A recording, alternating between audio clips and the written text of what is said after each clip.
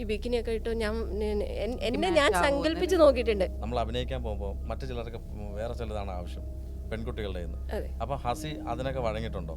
അതിപ്പോൾ എനിക്കത് ഇവിടെ തുറന്ന് പറയാൻ തോന്നിയത് എന്തുകൊണ്ടാന്ന് വെച്ച് കഴിഞ്ഞാൽ നമ്മൾ ഒരുപാട് സ്ട്രഗിൾ ചെയ്ത് വന്നിട്ടുള്ള ആൾക്കാരാണ്. ഷോർട്സ് ഇട്ട് കണ്ടിട്ട് രാത്രി വന്ന് കഥകി മുട്ടുന്ന വിരുദ്ധന്മാരുണ്ടായിരുന്നു, അല്ലെങ്കിൽ രാത്രി മെസ്സേജ് അയക്കുന്ന വിരുദ്ധന്മാരുണ്ടായിരുന്നു. ആക്ച്വലി ഞാൻ അതാണ് ഒരു രസകരമായിട്ടുള്ളൊരു സംഭവം പറയാമെന്ന് പറഞ്ഞത്. ഒരുപാട് ഇതൊക്കെ ചെയ്തല്ലോ, അപ്പോൾ പിന്നെ ഫോട്ടോഷൂട്ടൊക്കെ ചെയ്തു. പിന്നെ എന്താ പെട്ടെന്ന് ഒരു ഇമേജ് കോൺഷ്യസ് ആവാൻ കാരണം? ഒന്നാമത് ഞാൻ ഇങ്ങനെ ഒരു കമ്മ്യൂണിറ്റിയിൽ നിന്ന് വരുന്ന കാരണം, മുസ്ലിം കമ്മ്യൂണിറ്റിയിൽ നിന്ന് വരുന്ന കാരണം അതിൻ്റെതായിട്ടുള്ള ഒരുപാട് പ്രശ്നങ്ങൾ നാട്ടിലാണേലും വീട്ടിലാണേലും. നേരെയുള്ള ഫോട്ടോഷൂട്ട് മീൻസ് സാരി ഉടുത്തതോ അല്ലെങ്കിൽ ചുരിദാറിട്ടോ ഒന്നും വന്നിട്ടില്ല. ഈ ക്ലീവേജും അതിങ്ങനെ കാണിച്ചിട്ടുള്ള സംഭവങ്ങൾ വന്നിട്ടുള്ളൂ. ചെറിയ തുണി കൊടുത്തിട്ടുള്ള ഒരു പ്രൊഫഷനാണ് അവൾ ചെയ്യുന്നത് എന്ന് പറയുന്നത് എനിക്ക് അത്ര വലിയ ഒരു സംഭവമായിട്ട് എനിക്ക് തോന്നിയിട്ടില്ല. ഞാനൊരു ആർട്ടിസ്റ്റ് ആവണം എന്ന് ഞാൻ തീരുമാനിച്ചു. കുടുംബക്കാരൊക്കെ പിന്നെ പതുക്കെ പതുക്കെ നമ്മളിങ്ങനെ ഒഴിവാക്കാൻ തുടങ്ങി. ഞാനൊരിക്കലും ഈ നാട്ടിൽ ജനിക്കേണ്ട ഒരാളേ അല്ലായിരുന്നു. കേരളത്തിലെ ആദ്യത്തെ സൈസ് പ്ലസ് മോഡൽ ആരാന്നറിയോ നിഷ്ന?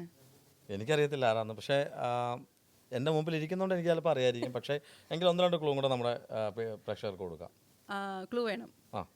ആള് ഒരുപാട് സിനിമകളിലൊക്കെ ഇപ്പോൾ പോലീസ് വേഷത്തിലൊക്കെ തിളങ്ങി നിൽക്കുന്ന ഒരാളാണ്. സിനിമയിലുണ്ട്. പിന്നെ മോഡലാണോ ആള്? മോഡലാണ്. എനിക്ക് തോന്നുന്നു കേരളത്തിലെ ആദ്യത്തെ പ്ലസ് സൈസ് മോഡൽ എന്ന് പറയുമ്പോൾ തന്നെ ഈ പ്ലസ് സൈസ് എന്ന് പറഞ്ഞാൽ ചിലർക്ക് അറിയത്തില്ല, കുറച്ച് തടി കൂടിയിട്ട് ആൾക്കാർ റാമ്പിൽ നടക്കുമ്പോൾ പറയുന്നതാണ് പ്ലസ് സൈസ് എന്ന് പറയുന്നത് അല്ലേ? അതെ. ഇനി അധികം നീട്ടേണ്ട ആരാന്നുള്ള എല്ലാവർക്കും അറിയാം. ആരാന്ന് വെച്ച് വെൽക്കം ചെയ്തു. നമ്മുടെ സ്വന്തം ഹസി കസി. Welcome to the show dear. Thank you so much. Welcome Hasi. Thank you so much. ഞാൻ കുറച്ച് ഇൻട്രോയിൽ പറഞ്ഞ പോലെ തന്നെ ഒരു സൈസ് പ്ലസ് മോഡൽ അല്ലേ, അങ്ങനെയാണല്ലോ വന്നത് ഒരു 4 വർഷം മുമ്പ്. അതെ അതെ അതെ. അപ്പോൾ സാധാരണ സ്ത്രീകൾ, ഞാൻ അടക്കമുള്ള സ്ത്രീകൾ കുറച്ച് വണ്ണം വയ്ക്കുമ്പോഴേക്കും കോൺഷ്യസ് ആവുന്ന ആളുകളാണ്. അതിപ്പോൾ ഈ നമ്മുടെ കേരളത്തിലായിക്കോട്ടെ, ബോളിവുഡാണ് ഒക്കെ ആണെങ്കിലും. അപ്പോൾ ആ ഒരു സമയത്ത് സൈസ് പ്ലസ് മോഡലാവാൻ എനിക്ക് പറ്റുമെന്നുള്ളൊരു തീരുമാനം, അത് കുറച്ച് ഒരു നല്ലൊരു എന്താ പറയുക ഗഡ്സ് ഉള്ളവർക്കേ ചെയ്യാൻ പറ്റുള്ളൂ.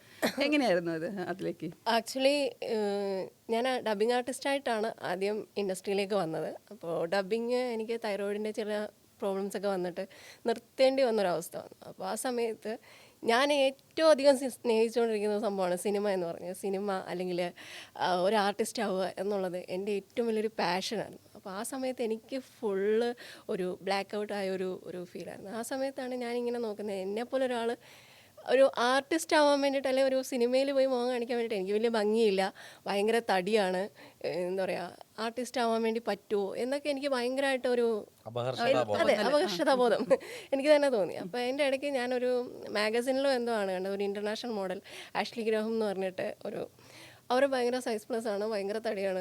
അപ്പം ഞാൻ നോക്കുമ്പോൾ പുള്ളിക്കാരി ഭയങ്കര, നമ്മുടെ നാട്ടിൽ അങ്ങനെ ഒരു സംഭവം ഞാൻ കണ്ടിട്ടേ ഇല്ല. ഒരു എന്താ പറയുക, തടിയുള്ള ഒരാൾ റാമ്പിൽ വോക്ക് ചെയ്യുന്നതോ അല്ലെങ്കിൽ തടിയുള്ള ഒരാൾ ഫോട്ടോയ്ക്ക് വന്ന് പോസ് ചെയ്യുന്നതോ ഒക്കെ അങ്ങനെ ആ സമയത്ത് ഞാൻ വരുന്ന സമയത്ത് എനിക്ക് തോന്നുന്നു ഒരു 5 വർഷമായി. ആ 5 വർഷത്തിനുള്ളിൽ ഞാൻ തടിയുള്ള ആൾക്കാർ വന്നിട്ട് ഇപ്പോൾ ഒരു സോപ്പിൻ്റെ ആവട്ടെ, ഒരു ഇതിൻ്റെ ആവട്ടെ, ഒരു ഡ്രസ്സിൻ്റെ ആവട്ടെ ഒക്കെ പരസ്യത്തിന് വരുമ്പോൾ നമ്മളെപ്പോഴും കാണുന്നത് സൈസ് ഫിറ്റായിട്ടുള്ള മോഡൽസിനെയാണ്. അപ്പോൾ ഞാനിങ്ങനെ നോക്കിയപ്പോൾ എനിക്ക് തോന്നി നമുക്ക് എന്തുകൊണ്ട് ഇത് ചെയ്തുകൂടാ, മോഡലിംഗ് ചെയ്തുകൂടാ. എനിക്ക് കാണാൻ ഭംഗിയില്ലായിരിക്കാം, പക്ഷേ തടി കൂടുതലുണ്ടായിരിക്കാം, പക്ഷേ എന്നാലും നമുക്കൊന്ന് ശ്രമിച്ചു നോക്കാം. അങ്ങനെ എൻ്റെ ഒരു ഫ്രണ്ടാണ് എൻ്റെ കുറച്ച് ഫോട്ടോസ് എടുക്കുന്നത്. ഞാനത് സോഷ്യൽ മീഡിയയിൽ അപ്ലോഡ് ചെയ്തപ്പോൾ ആദ്യമൊക്കെ സ്വാഭാവികമായിട്ട് നല്ല ചീത്തവിളി, നിനക്ക് എന്തിൻ്റെ കേടാ, അമ്മച്ചിക്ക് വേറെ പണിയൊന്നുമില്ല, പിള്ളേരെ നോക്കി വീട്ടിൽ ഇരുന്നാൽ പോരെ. അതൊക്കെ കേട്ട ആ സമയത്തുള്ള ഒരു ഇതെന്തായിരുന്നു? ആ സമയത്ത് ഒരുപാട് കളിയാക്കലുകൾ എന്ന് വെച്ചാൽ വീട്ടുകാർ പോലും എതിരെ നിൽക്കുന്ന ഒരു സംഭവമാണ്. എന്ന് വെച്ചാൽ വീട്ടിലുള്ളവർ വരെ എന്നോട്, എൻ്റെ കുടുംബത്തിൽ എൻ്റെ കസിൻസൊക്കെ നമ്മുടെ കൂടെ വളർന്ന ആൾക്കാരാണ്, അവരൊക്കെ ചോദിക്കും നിനക്ക് വേറെ പണിയൊന്നുമില്ല, നീ എന്തിനാണ്. അങ്ങനെ എല്ലാവരും പതുക്കെ ഇങ്ങനെ ഒഴിവാക്കാൻ തുടങ്ങി വീട്ടുകാർ. പിന്നെ നാട്ടിലുള്ളവരൊക്കെ എന്ന് വെച്ച് കഴിഞ്ഞാൽ ഉപദേശം, മോളെ അത് നമുക്ക് ശരിയായിട്ടുള്ള സംഭവങ്ങളല്ല. ഒന്നാമത് ഞാൻ ഇങ്ങനെ ഒരു കമ്മ്യൂണിറ്റിയിൽ നിന്ന് വരുന്ന കാരണം, മുസ്ലിം കമ്മ്യൂണിറ്റിയിൽ നിന്ന് വരുന്ന കാരണം അതിൻ്റെതായിട്ടുള്ള ഒരുപാട് പ്രശ്നങ്ങൾ നാട്ടിലാണേലും വീട്ടിലാണേലും. കുടുംബക്കാരൊക്കെ പിന്നെ പതുക്കെ നമ്മളിങ്ങനെ ഒഴിവാക്കാൻ തുടങ്ങി. പിന്നെ നാട്ടുകാർ ചിലരൊക്കെ നന്നായിട്ട് ഒഴിവാക്കാൻ തുടങ്ങി. നമ്മളെ കാണുമ്പോൾ അവരിങ്ങനെ എന്തോ ഒരു ഈ വിചിത്ര ജീവിയെ കാണുന്ന വിചിത്ര ജീവി പോലെ കാണുന്ന ആൾക്കാരായിരിക്കും ഈ ഒളിഞ്ഞും പാത്തൊക്കെ ഇപ്പോൾ യൂട്യൂബിൽ. അതെ തീർച്ചയായിട്ടും. അതിൻ്റെ രസകരമായിട്ടുള്ളൊരു സംഭവം ഞാൻ വേറെ പറഞ്ഞുതരാം. അപ്പോൾ അങ്ങനെയുള്ള സംഭവങ്ങളൊക്കെ ആയി തുടങ്ങിയപ്പം എനിക്ക് തന്നെ തോന്നി ഇത് വേണ്ട, ഇത് നമുക്ക് വിട്ടേക്കാം. എന്നൊക്കെ തോന്നി. ഞാനിങ്ങനെ ആദ്യം 2-3 ഫോട്ടോഷൂട്ടൊക്കെ ചെയ്തു. പിന്നെ ഞാനത് കഴിഞ്ഞ് വേണ്ട എന്നൊക്കെ വിചാരിച്ചു. പിന്നെ ഞാൻ വിചാരിച്ചു, എന്തിനാണ് ഞാൻ ആരെയാണ് ഭയക്കുന്നത്, എന്തിനാണ് ഞാൻ ഭയക്കുന്നത്? എനിക്ക് എൻ്റേതായിട്ടുള്ളൊരു ഐഡൻറ്റിറ്റി വേണം. ഇപ്പോൾ ഞാൻ ഹസി അല്ലെങ്കിൽ ഹസീന, എൻ്റെ ഒറിജിനൽ നെയിം ഹസീന കാസിം എന്നാണ്. ഹസീന കാസിം എന്നൊരാൾ ചെങ്ങന്നൂർ എന്ന് പറയുന്ന ഒരു സ്ഥലത്ത് ഒരു വീട്ടിൽ ജീവിച്ചു, കുറേ ജോലികൾ ചെയ്തു, കല്യാണം കഴിച്ചു, കുട്ടികളെ വളർത്തി, വീട്ടമ്മയായിട്ട് ജീവിച്ചു. ആരറിയാനാണ്?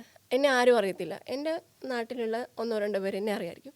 പക്ഷേ എനിക്കതല്ല വേണ്ട. ഞാനൊരു ആർട്ടിസ്റ്റ് ആവണം എന്ന് ഞാൻ തീരുമാനിച്ചു. ആർട്ടിസ്റ്റ് ആവണം എന്ന് ഞാൻ തീരുമാനം എടുത്തിട്ടുണ്ടെങ്കിൽ അതെനിക്ക് ആവണം എന്ന് തന്നെ എൻ്റെ മനസ്സിൽ ഉറപ്പിച്ചു. ഞാൻ എന്തിനാണ് ഇവരെയൊക്കെ ഭയക്കുന്നത്? ഇപ്പോൾ വീട്ടുകാർ നിന്നോട്ടെ എതിരെ, നാട്ടുകാർ നിന്നോട്ടെ, ഇനി ഞാൻ എൻ്റെ മനസാക്ഷിക്ക് എതിരെ നിന്നോട്ടെ, പക്ഷെ എന്നാലും എനിക്ക് എന്തെങ്കിലും ആവണം എന്നുള്ളൊരു എൻ്റെ തന്നെ ആഗ്രഹമാണത്. എനിക്ക് എന്തെങ്കിലും ആവണം, എനിക്ക് എന്തെങ്കിലും ആയിത്തീർന്നേ പറ്റൂ എന്നുള്ള ആഗ്രഹത്തിന് മുകളിൽ ഇതൊന്നും വരാൻ പാടില്ല എന്ന് വിചാരിച്ചു. അങ്ങനെ ഞാൻ പൈസ കൊടുത്ത് അങ്ങോട്ട് പൈസ കൊടുത്ത് എനിക്ക് ഫോട്ടോഷൂട്ട് ചെയ്യണം എന്ന് പറഞ്ഞിട്ട് ചെയ്യിപ്പിച്ചു. അങ്ങനെ ആദ്യത്തെ 2 ഷൂട്ട് കഴിഞ്ഞപ്പോഴത്തേക്കും ഏകദേശം എന്നെ ഒരുവിധം ചിലർക്കൊക്കെ അറിയാൻ തുടങ്ങി. ചില ഫോട്ടോഗ്രാഫേഴ്സൊക്കെ എനിക്ക് ഇങ്ങോട്ട് മെസ്സേജ് അയക്കാൻ തുടങ്ങി, ഫോട്ടോസ് എടുക്കാൻ വരാമോ, കൊളാബ് ചെയ്യാവോ എന്നൊക്കെ ചോദിച്ചു. അങ്ങനെ പിന്നെ ചെറിയതായിട്ട് ചില പേജസൊക്കെ എൻ്റെ ഫോട്ടോസൊക്കെ എടുത്ത് പ്രൊമോട്ട് ചെയ്യാൻ തുടങ്ങി. അങ്ങനെ മോഡൽ എന്നുള്ളൊരു പേര് വന്നു. ശരിക്കും സ്ട്രഗിൾ ചെയ്തെന്ന് വെച്ചാൽ ചില്ലറ സ്ട്രഗിളിംഗ് ഒന്നുമല്ല ഞാൻ ചെയ്തത്. ഞാൻ വന്ന സമയത്ത് എനിക്ക് തോന്നുന്നു ഇപ്പോൾ ഒരുപാട് പേരുണ്ട് സൈസ് പ്ലസ് മോഡൽസ്. ഇപ്പോൾ ഏറ്റവും കൂടുതൽ ആൾക്കാർ സൈസ് പ്ലസ് ആണ്. എനിക്ക് തോന്നുന്നു കർവി മോഡൽസിനെക്കാട്ടിയും പിന്നെ ഫിറ്റ് മോഡൽസിനെക്കാട്ടിയും കൂടുതലായിട്ട് ഇപ്പോൾ സൈസ് പ്ലസ് മോഡൽസ് ആണ്. ഇപ്പോൾ എല്ലാ പിള്ളേരും പറയുന്നത് ഞങ്ങൾ സൈസ് പ്ലസ് മോഡൽസ്. എനിക്കങ്ങനെ പറയുന്നതിൽ ഭയങ്കര ഒരു എന്താ പറയുക അഭിമാനമുണ്ട്. കാരണം ഞാനൊരു മാറ്റത്തിന് വഴി തെളിച്ചു, അല്ലെങ്കിൽ കേരളത്തിൽ ഇങ്ങനൊരു മാറ്റം കൊണ്ടുവരാൻ വേണ്ടിയിട്ട് എനിക്കൊരു ഇതാവാൻ പറ്റി എന്നുള്ളതിൽ തടിയുടെ അഴകാണ് കാണിച്ചു കൊടുത്തു. സത്യം. അതുപോലെ ഒരു ഒത്തിരി സൈസ് പ്ലസ് ഷോപ്പുകൾ അല്ലേ, അതൊക്കെ ഇപ്പൊ വന്നു.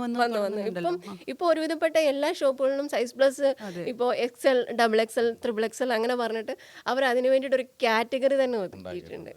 ഹസീന അല്ലേ? ഹസീന എന്ന് പറഞ്ഞാൽ ഹസിയുടെ ഒരു കാര്യം ചോദിക്കുള്ളൂ. ഹസി ഇപ്പം എങ്ങനെയെങ്കിലും ആയിത്തീർന്നേ പറ്റൂ, അല്ലെങ്കിൽ എന്ത് ചെയ്തു ആയിത്തീർന്നേ പറ്റൂ എന്നുള്ളൊരു വേർഡ് ഇപ്പോൾ ഇവിടെ പറഞ്ഞായിരുന്നു.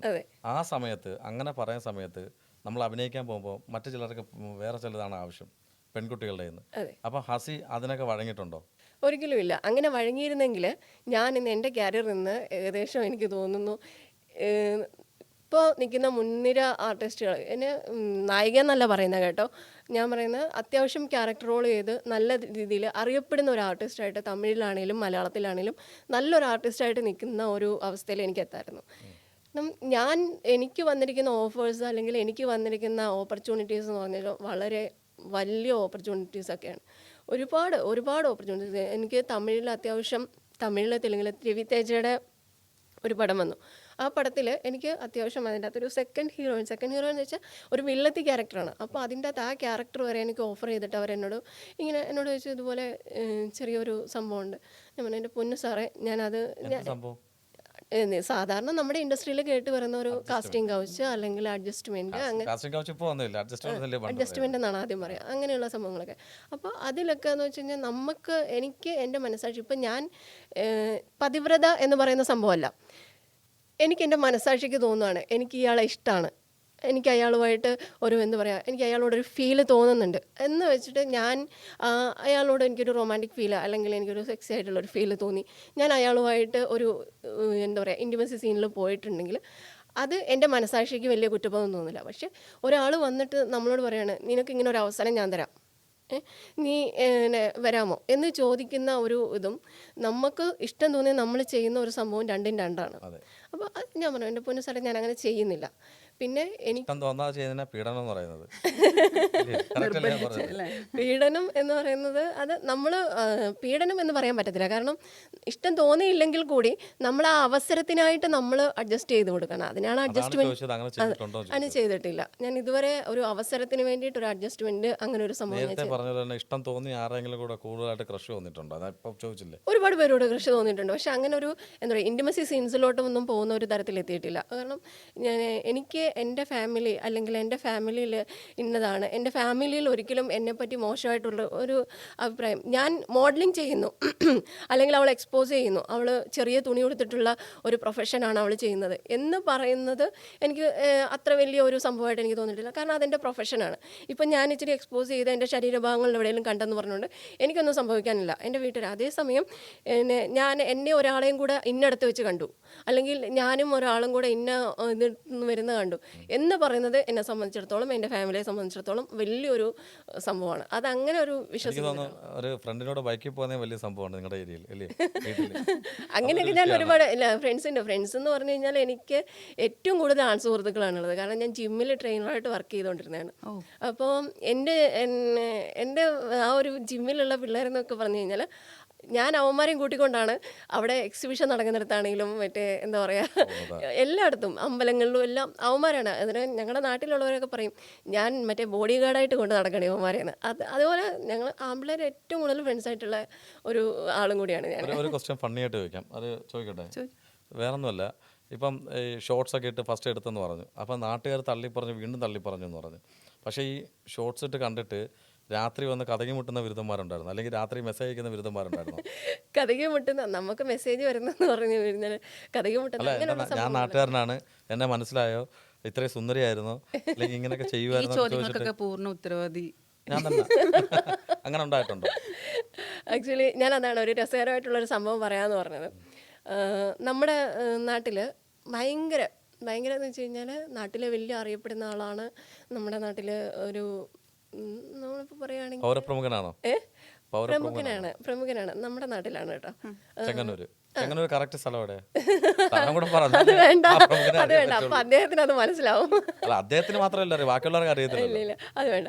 അപ്പോൾ എന്ന് വെച്ച് കഴിഞ്ഞാൽ അപ്പോൾ അങ്ങനെയുള്ള ഒരാൾ, അപ്പോൾ പുള്ളി നമ്മളിങ്ങനെ റോഡിൽ കൂടെ ഒക്കെ പോകുമ്പോൾ കാണുമ്പം ഞാൻ ജസ്റ്റ് പുള്ളി നമ്മുടെ ഒരു ആളല്ലേ എന്ന് വിചാരിച്ച് ഞാൻ ഈ മോഡലിംഗ് ഒക്കെ തുടങ്ങി അതിന് ശേഷം അപ്പം പുള്ളി ഞാനിങ്ങനെ നോക്കി ചിരിക്കും, ഇങ്ങനെ ചിരിക്കും.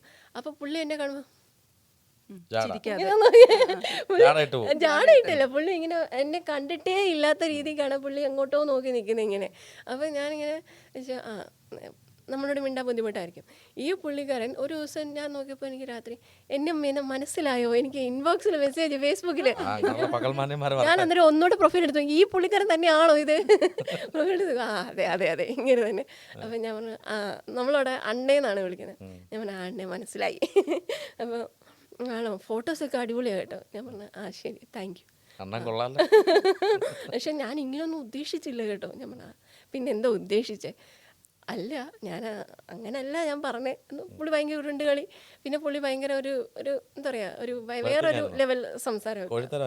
ഞാൻ പറഞ്ഞു അണ്ണൻ എന്തുദ്ദേശിച്ചിട്ടാണ് സംസാരിച്ചതെങ്കിലും ആ സംസാരം ഇവിടെ നിർത്തിക്കോ. ഞാൻ അണ്ണനെ നമ്മുടെ നാട്ടിലൊരു ഞാൻ റെസ്പെക്റ്റ് ചെയ്യുന്ന ഒരാളായിട്ടാണ് ഞാൻ കണ്ടേക്കുന്നത്, അല്ലാതെ ഞാൻ പ്രത്യേകിച്ച് വേറെ രീതിയിലൊന്നും കണ്ടിട്ടില്ല. അതുകൊണ്ടാണ് എന്നെ ഇവിടെ വെച്ച് നിർത്തുന്നതായിരിക്കും നല്ലതെന്ന് പറഞ്ഞു. അപ്പോൾ അത് കഴിഞ്ഞ് പിന്നെ എന്നോട് ഭയങ്കര റെസ്പെക്റ്റാണ്. അത് പറഞ്ഞതിന് ശേഷം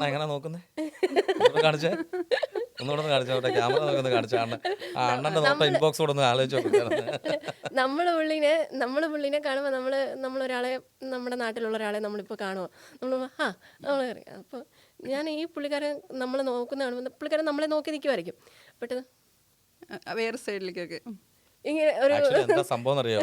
ഞാൻ അണ്ണന്റെ കാര്യം പറയാ, തെറ്റിദ്ധരിക്കണ്ട. അണ്ണൻ നോക്കിയത് മുഖത്തായിരിക്കത്തില്ല, പെട്ടെന്ന് ഹാസി നോക്കിയപ്പോഴത്തേന് കണ്ണ് മാറ്റാൻ പറ്റിപ്പില്ല. അതെന്താണ് വേറെ രീതിയിലേക്ക് പരതി പോയത്, അതുകൊണ്ടായിരിക്കാം. അണ്ണ നമസ്കാരം. പക്ഷേ ഫാമിലിക്കൊക്കെ ഒരുപാട് ഇമ്പോർട്ടൻസ് കൊടുക്കുന്നുണ്ട് എന്ന് പറഞ്ഞുകൊണ്ട് ചോദിക്കുകയാണ്. ഇപ്പോൾ ഇങ്ങനെ അറിയുന്ന ആളുകൾ, അവിടുത്തെ വലിയ വലിയ ആളുകളൊക്കെ ഇങ്ങനെ നോക്കാതിരിക്കുക, അതായത് പകൽ വെളിച്ചത്തിൽ ചിരിക്കാതിരിക്കുക ഒക്കെ ചെയ്യുമ്പോൾ സ്വാഭാവികമായിട്ടൊരു മാനസിക വിഷമം തോന്നാറുണ്ടോ ആ സമയത്ത്? എങ്ങനെ? തീർച്ചയായിട്ടും. പിന്നെ ഇതിലെ ഏറ്റവും വലിയ സംഭവം എന്താണെന്ന് വെച്ച് കഴിഞ്ഞാൽ എൻ്റെ ഉമ്മച്ചി പിന്നെ അബ്രോഡായിരുന്നു വർക്ക് ചെയ്തുകൊണ്ടിരുന്നത്. പുള്ളിക്കാരി അവിടെ ഒരു സ്കൂളിൽ വർക്ക് ചെയ്തുകൊണ്ടിരുന്നതാണ്. അപ്പം ഈ ഒരു സംഭവമൊക്കെ കാരണം എൻ്റെ ഈ ഫോട്ടോസൊക്കെ വരാൻ തുടങ്ങിയപ്പോഴത്തേന് ഈ ഉമ്മച്ചിയോടാണ് എല്ലാവരും ചെന്നിട്ട് നിനക്ക് നിൻ്റെ മോളെ നല്ല രീതിയിൽ വളർത്താൻ പറ്റത്തില്ല, പിന്നെ എന്തിനാണ് നീ ഇങ്ങനെ അതിൻ്റെ. കാരണം ഉമ്മച്ചി എന്ന് പറയുന്ന വ്യക്തി എന്ന് പറഞ്ഞാൽ 5 നേരം നിസ്കാരം പർദ്ദയൊക്കെ ഇട്ട് ഭയങ്കര ഇതായിട്ട് നിൽക്കുന്ന ഒരാൾ. അപ്പോൾ പുള്ളിക്കാരിയോട് ഇങ്ങനെ ഓരോരുത്തർ വന്ന് ഓരോന്ന് സംസാരിക്കുമ്പം എന്തിനാ നിൻ്റെ വാപ്പൻ്റെ പെങ്ങന്മാർ, എൻ്റെ വാപ്പൻ്റെ വീട്ടുകാർ എല്ലാവരും വിളിച്ചിട്ട് പറയുന്നത് വാപ്പ മരിച്ചുപോയി, അതുകൊണ്ട് വാപ്പയോട് പറയാൻ പറ്റത്തില്ലല്ലോ. അപ്പോൾ എല്ലാവരും വിളിച്ചിട്ട് ഇത് ഉമ്മച്ചിയോട് വിളിച്ചിട്ട് ചോദിക്കും, പിന്നെ സ്വന്തം മോളെ അടക്കി ഒതുക്കി വളർത്താൻ പറ്റാത്ത ആളാണോ അങ്ങനെ പറഞ്ഞിട്ട്. ഒരു വർഷം ഉമ്മച്ചി നാട്ടിൽ പോലും വന്നിട്ടില്ല.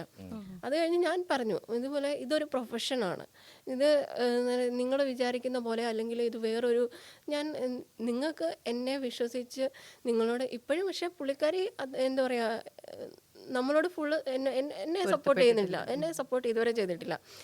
ഞാൻ ഈ ഒരു ഫീൽഡിൽ വന്ന് ഇനി ഒരു പക്ഷേ ഞാനിപ്പോൾ സിനിമയിലൊക്കെ വന്നു, സിനിമയിലൊക്കെ അറിയപ്പെടുന്ന ഒരു നടിയൊക്കെ ആയിട്ടുണ്ടെങ്കിൽ ചിലപ്പോൾ എന്നെ ഇത് ചെയ്തേക്കാം, അക്സെപ്റ്റ് ചെയ്തേക്കാം. പക്ഷേ ഇപ്പോഴും എൻ്റെ മോഡലിങ്ങിനോടോ എൻ്റെ ഞാൻ തിരഞ്ഞെടുത്ത ഈ പ്രൊഫഷനോടോ പുള്ളിക്കാരി ഒട്ടും അക്സെപ്റ്റ് ചെയ്തിട്ടുള്ളൊരു രീതിയിലല്ല ഞങ്ങളുടെ വീട്ടിൽ ഉള്ളൊരു നടപടി എന്ന് പറഞ്ഞു കഴിഞ്ഞാൽ.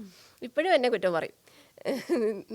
ഞാൻ എവിടെയെങ്കിലും പോകാൻ വേണ്ടിയിട്ട് ജീൻസും ടീഷർട്ടൊക്കെ ഇട്ടുണ്ടെങ്കിൽ നിനക്ക് ആ ചുരിദാർ കിട്ടുക, ഷാൾ കിട്ടു വന്നാൽ പോലെ. എന്താ കാര്യം എന്ന് വെച്ചാൽ നമ്മൾ സാധാരണ ഇപ്പം ഏതൊരമ്മ നോക്കുമ്പോഴും സത്യം സ്വന്തം മകളെ ക്ലീവേജ് ഒക്കെ കാണിച്ചിട്ട് നിൽക്കുമ്പോൾ അതിൽ ഫോട്ടോസ് എടുക്കുന്ന, ആ ഫോട്ടോസ് വീഡിയോസ് ആക്കുന്നത്, ഫോട്ടോ എടുക്കുന്നവർ ഉൾപ്പെടെ ബ്ലൂപേഴ്സ് പോലെ വരുന്നുണ്ട്.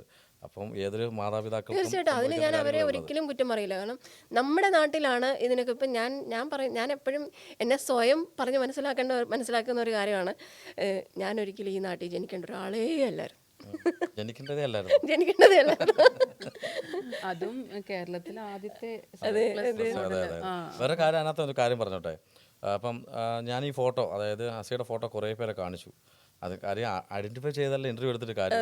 അപ്പം ഞാൻ കുറേ ഫ്രണ്ട്സിന് അയച്ചു, ഗ്രൂപ്പിലൊക്കെ ഇട്ടു. അപ്പോൾ എനിക്ക് 2-3 ആളിയാ ഇവൾ ഇന്റർവ്യൂ എടുക്കാൻ പോകുന്നു എന്ന് പറഞ്ഞിട്ടൊന്ന് മെസ്സേജ് എനിക്ക് വന്നു. അപ്പോൾ അതിനകത്ത് 2 മീനിങ് ഉണ്ട്. ഒന്ന് താങ്കളുടെ ഫോട്ടോ എടുത്തതിൻ്റെ ആ മീനിങ്, 2 ഇങ്ങനെയുള്ള ആൾക്കാർ ഇന്റർവ്യൂ എടുക്കാൻ പോകുന്നുണ്ടല്ലോ മീനിങ് വരും. അപ്പോൾ ഈ 2 മീനിങ്ങിലും എന്താ പറയാനുള്ള കാര്യം, ആ കോസ്റ്റ്യൂമിലുള്ള, അതായത് നമ്മളിപ്പം മലയാളത്തിൽ പറഞ്ഞ പൊക്കിൾ കാണിച്ചുകൊണ്ടുള്ള ഫോട്ടോസ് ഇപ്പോഴത്തെ കാലഘട്ടത്തെ സംബന്ധിച്ചിടത്തോളം ഇപ്പോൾ വരുന്ന മോഡൽസ് ആണെങ്കിലും ഇപ്പോൾ വരുന്ന കോളേജ് പെൺപിള്ളേർ തന്നെ ഷോർട്സ് ഇട്ട് അത്യാവശ്യം ക്രോപ്പ് ടോപ്പ് ഇട്ട് അവർ നേവലും കാണിച്ച് തൈസും കാണിച്ചൊക്കെയാണ് നടക്കുന്നത്. ഇപ്പോൾ നമ്മൾ എറണാകുളം ടൗണിൽ ഇറങ്ങി നടന്നു കഴിഞ്ഞാൽ ഫോട്ടോ വെച്ച് ഇങ്ങനെയുള്ള സ്ഥലത്തൊക്കെ നോക്കി കഴിഞ്ഞാൽ നമുക്ക് കാണാൻ പറ്റും എല്ലാ പെൺപിള്ളേർ സ്ലീവ്ലെസ്സും ഇട്ട് ഈ പറയുന്ന നേവൽ യൂഷ്വലാണ്. പക്ഷെ ഞാൻ വന്ന സമയത്തെന്ന് പറഞ്ഞു കഴിഞ്ഞാൽ അത് ഭയങ്കര വലിയ സംഭവമായിരുന്നു. അയ്യോ നേവൽ, അയ്യോ ക്ലീവേജ്, തൈസൊക്കെ എന്ന് പറയുമ്പോൾ അവള് തൊടയൊക്കെ കാണിച്ച് നടക്കുന്ന ആ ഒരു സംഭവമായിരുന്നു. ഇപ്പോഴത്തെ കാലഘട്ടത്തിൽ എനിക്ക് തോന്നുന്നു കുറച്ചുകൂടെ എല്ലാവരും, ഇപ്പോൾ പേരൻസ് ആണെങ്കിൽ തന്നെയും, ഇപ്പോൾ എന്താ പറയുക, എനിക്കറിയാവുന്നൊരു ഫാമിലി ഉണ്ട്. ആ ഫാമിലിയിൽ ആ കൊച്ച് സ്കേർട്ട് മതി എന്ന് പറഞ്ഞിട്ട് പിന്നെ നമ്മുടെ ഇൻഡസ്ട്രിയിലൊന്നും ഉള്ളതല്ല അവർ. ശരിക്കും പറഞ്ഞാൽ ആ കൊച്ച് അതിന് അമ്മ എനിക്ക് സ്കേർട്ട് മതി, നീ ഷോർട്ട്സ് ഇട്ടാൽ മതി. അമ്മ പറയണം നീ ഷോർട്ട്സ് ഇട്ടാൽ മതി, നിനക്ക് ഷോർട്ട്സാണ് ചേരുന്നത്. പക്ഷെ നമ്മളത്രയും കൂടെ കുറച്ചുകൂടെ അഡ്വാൻസ്ഡ് ആയി വരികയാണ്. എന്നാണ് ഒരമ്മ ചിന്തിക്കുകയാണ്, എൻ്റെ മോൾക്ക് ആ ഡ്രസ്സ് നന്നായിട്ട് ചേരുന്നുണ്ട്, ഷോർട്ട്സ് ഇടുമ്പോൾ അവൾക്ക് കൊള്ളാം, അവൾ നല്ല രസമുണ്ട് കാണും എന്നാ ഒരു അമ്മ ചിന്തിക്കുന്നിടത്താണ് നമ്മുടെ സമൂഹവും നമ്മുടെ സൊസൈറ്റിയും ഒക്കെ കുറച്ചും കൂടെ പുരോഗമനത്തിലേക്ക് എത്തുന്നത്. അപ്പോൾ ഇപ്പോഴത്തെ ഒരു കാലഘട്ടം എന്ന് പറഞ്ഞാൽ പുരോഗമനത്തിൽ തന്നെയാണ് നമ്മൾ കേരളത്തിലുള്ളവർ. പക്ഷെ ഞങ്ങൾ വന്ന സമയത്ത് പുരോഗമനമൊന്നും തീർച്ചയായിട്ടും. എന്താ വെച്ചാൽ നമ്മൾ ഇപ്പോൾ എന്താ പറയുക, ഈ മൂടി പുതച്ച് നടക്കുന്ന ഈ ആൾക്കാരാണ്, എന്നെ സംബന്ധിച്ചിടത്തോളം ഞാൻ പറയട്ടെ, മൂടി പുതച്ച് നടക്കുന്ന ആൾക്കാരാണ് ഏറ്റവും എന്താ പറയുക, ഇതിന് മൈൻഡ് വൈസ് പറയുകയാണെങ്കിൽ അവർക്കായിരിക്കും ഏറ്റവും കൂടുതൽ കള്ളത്തരങ്ങളും അവർക്കാണ് ഏറ്റവും കൂടുതൽ. അതേസമയം കുറച്ച് ഓപ്പണായിട്ട് സംസാരിക്കുന്ന ഓക്കെ തീർച്ചയായിട്ടും.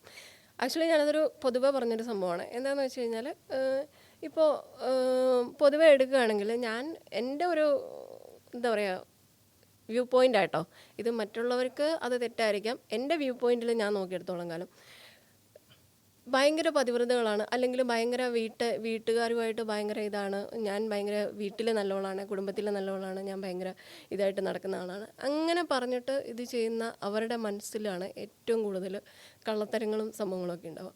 അവർ എന്താ പറയുക, നമ്മളൊക്കെ എന്ന് പറഞ്ഞാൽ ഓപ്പണായിട്ട് ഇപ്പോൾ ഞാനിപ്പോൾ അനീഷിൻ്റെ ഫ്രണ്ടാണെന്ന് പറഞ്ഞിട്ട് അനീഷിൻ്റെ തോളിൽ കയറുമ്പോൾ എൻ്റെ മനസ്സിലൊന്നുമില്ല. ഞാൻ ഓപ്പണായിട്ടാണ് അനീഷുമായിട്ട് ഫ്രണ്ട്ലി. ഇപ്പോൾ അനീഷ് ഒരു ബോയ് ഫ്രണ്ട്, അനീഷിൻ്റെ കൂടെ തന്നെയുള്ള ഒരു ബോയ് ഫ്രണ്ടിൻ്റെ കൂടെ അനീഷ് എങ്ങനെയാണോ പറയുന്നത് സെയിം മെൻറ്റാലിറ്റിയിലാണ് ഞാൻ അനീഷിൻ്റെ കയ്യിൽ തോളത്ത് കയറുന്നതും അനീഷിനെ ഷേക്ക് ഹാൻഡ് തരുന്നതും അനീഷിനെ ഒന്ന് ഹഗ് ചെയ്യാണ്. അതൊക്കെ ആ ഒരു സെയിം മെൻറ്റാലിറ്റിയിലാണ് ഞാൻ ചെയ്യുന്നത്.